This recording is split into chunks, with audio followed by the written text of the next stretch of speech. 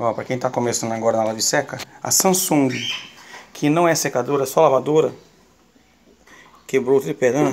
O eixo dela é diferente, ó. Por quê? Ela usa polia. Ó, ela tem correia. Então, Samsung, lavadora Samsung, geralmente, pelo menos nessa idade aqui, não é com direct drive, ela é com correia, né?